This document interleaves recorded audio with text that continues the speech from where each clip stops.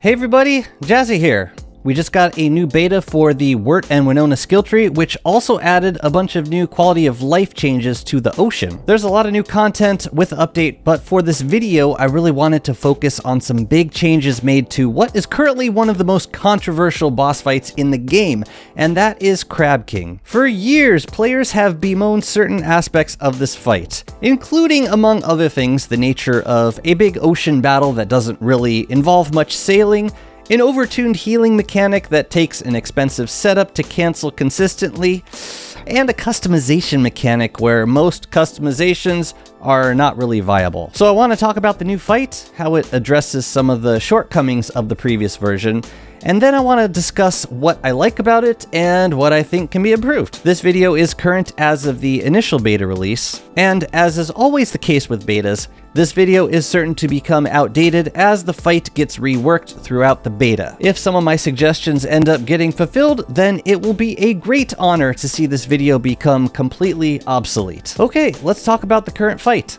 As before, the fight has two phases. At the start, Crab King destroys all the surrounding sea stacks. He will then spawn a number of imposing claws, and where sea stacks were previously, he will spawn in a number of cannon towers. The claws no longer attach to your boat, but move towards the player and attack them directly. The towers will fire off projectiles that damage the boat and the player. And you can destroy both of these by directly attacking. You can also ram the towers with your boat. Crab King now has 12,000 HP. And this is not affected by the gems that you socket. Now, once the boss reaches 10,000 HP, he begins the second phase where he spawns waves to push your boat back towards the towers. And once the player is far enough away, he spawns an ice platform, surrounds himself with ice barriers, starts to heal himself, and spawns a number of crab guards on the platform. After breaking through the ice barrier, you can attack Crab King directly, and as long as the player is not interrupted,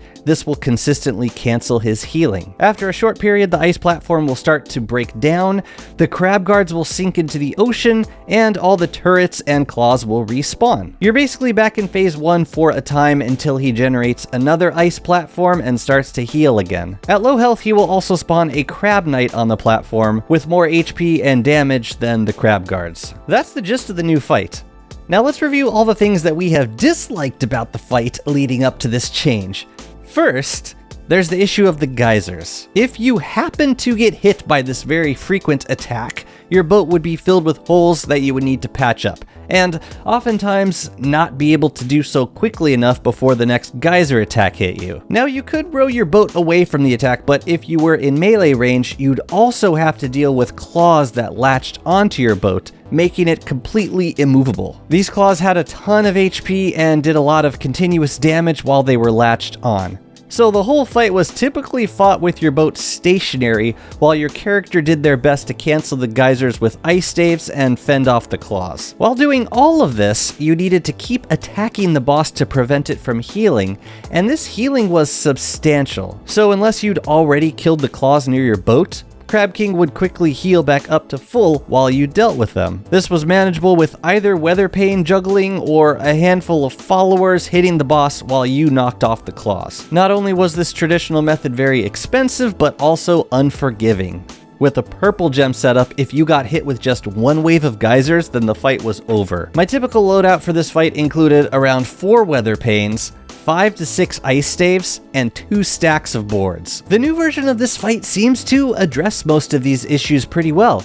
There's no longer a geyser or a freeze attack that previously amounted to a one-hit KO. There's also no more claws holding your boat in place, so maneuvering around the boss is much more viable. You can sail around to dodge the claws and destroy the towers in phase 1. In the second phase, you can use sleep to disable the crab guards while you move in to attack the boss.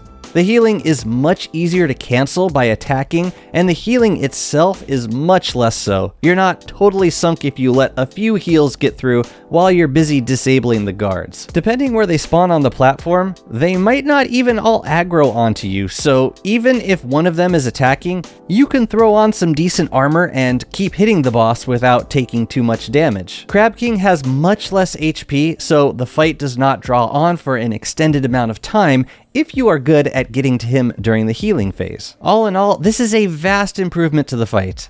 It is not an endgame fight, it is a stepping stone on the road to Celestial Champion, and as such, the boss does not need the 50,000 HP that it used to have. The rewards are definitely better, but still do not justify having to grind through that much boss health. The threats that you face to your character and your boat are much more gradual than they used to be. Unless you use red or yellow gems, the towers don't do too much damage to your boat, and you can easily heal it after the platform sinks. The claw guards are annoying, but can easily be put to sleep. My personal favorite combination is 8 green gems, which, yeah, they're expensive, but they only affect the number of claws that spawn, which you won't be dealing with directly all that much. For a mid-game boss fight, the current state is absolutely manageable with pretty much any character. Now, the fight is still far from perfect. Here are a few things that I think would make it better. First of all, the first phase is too quick. Even if you max out the claws with green gems, you can easily tank the boss straight to phase 2 before any of the claws can reach you. I think that an initial wave attack that pushes the boat away might be useful here, because it forces you into tower range, and then you need to lure the claws away from the boss before you can get its HP low enough for healing. Now for the second phase, I'm of the mind that if you want to force us to deal with the crab guards, then maybe lower their HP or give us like a slight delay before the healing starts. This will incentivize us to attack any guards that may be in aggro range before going for the ice walls. I do appreciate being able to put them to sleep, but I would also love a way to be able to deal with them more directly without being completely swarmed. Making them sleep immune will not solve the underlying issue that some healing will be unavoidable. The ice wall could be reworked to not necessarily have HP, but maybe break after a certain number of direct hits, kind of like how fences work. This will put characters with low damage modifiers at a slightly less disadvantage, because currently it just replaces the HP of the old claws in terms of delaying you from getting back to the boss. There's a weird delay after an ice wall is broken before the boss becomes targetable by the player. I'm hoping that this gets patched because it just amounts to more unavoidable healing. On that note, I also don't think Crab King should be immune to projectile damage while the ice wall is up. I'd prefer there to be an option of canceling the heals while dealing with minions. It just makes other combinations of gems more viable, like, purple gems that currently increase the health of the walls. After the platform breaks, there's this weird lull in the action where you're back on your boat, you're out of range of the claws, and just having to deal with the towers. I mean, you're basically waiting until the next healing phase to go and do more damage to the boss. I think there could be some sort of requirement for initiating the next healing phase, like, destroying a certain number of towers. This would encourage the player to stay active during this part of the fight and engage more with the towers, rather than just creating a safe area to wait out this phase. I think the towers could have a bit more power on the base level so that we can't just ignore most of them. Not too much power, but a little bit more. Please do not increase the boss's HP.